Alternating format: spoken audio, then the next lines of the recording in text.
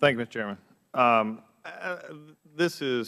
It's been fascinating, and I apologize for coming in late. I had business on the floor, but we were dealing with the issue, though, and comes up, and it may have been stated a different way earlier, but I want to get back to this because for my people, Mr. Meadows and I, we actually border districts. I'm Northeast Georgia. He's the North Carolina side, so we share a lot of the same folks that are family, and we come in, we get a lot of questions. In fact, I even have with me today, because this has become such a hot topic, I have my legislative correspondent, one who deals with all the questions and deals with all the correspondence, who gets this question every day. And that question basically will run many different ways, but they're having a hard time buying ammo. They're going to stores and they can't get it. And then they read through reports, has been talked about here before, that you're buying up all this ammo. I'm just going to ask it point blank for my folks back home as they ask me. I'll let you answer it. Is the issue with them buying ammo, would you say it's because of the contracts that you have out there right now, that you're intentionally buying up all this ammo to keep it out of the shelves?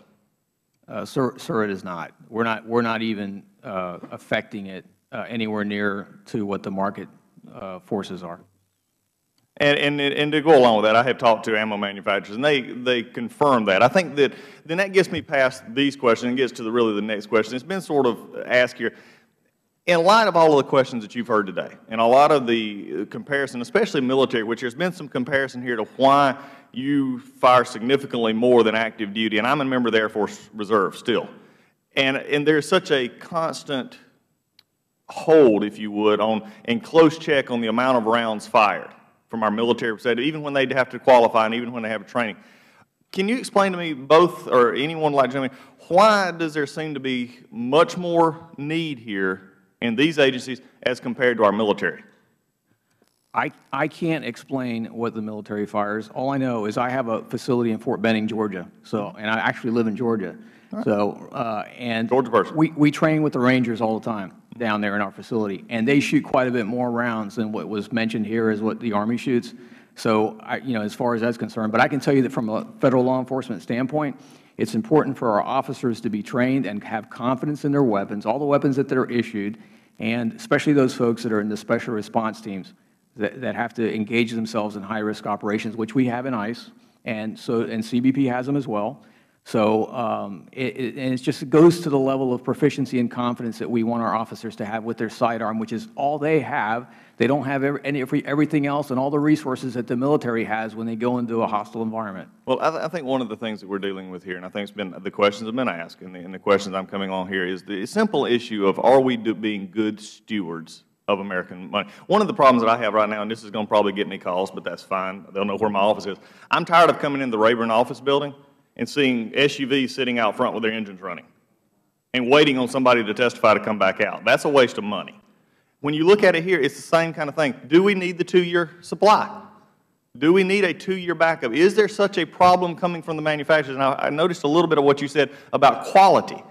If there's that kind of a quality problem here, then shouldn't we be looking at something else and say, why are we having a quality issue that you need 2 years worth of backup here?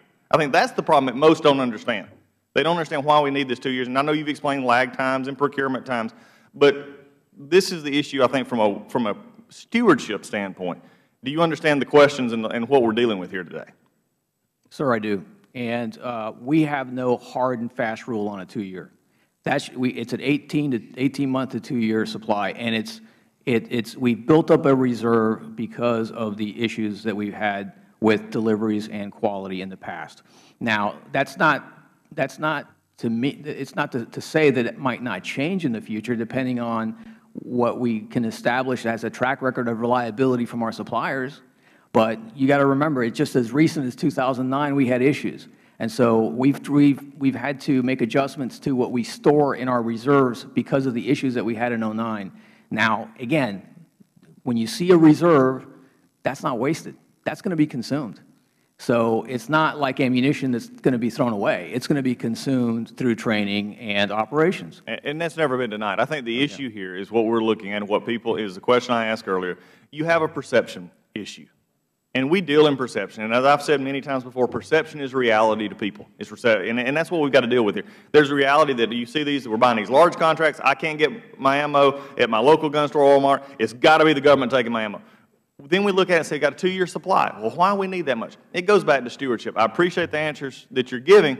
I think the understanding is from our perspective, it's just a stewardship issue, a bottom line stewardship issue. Mr. Chairman, I see my time is gone. I yield back.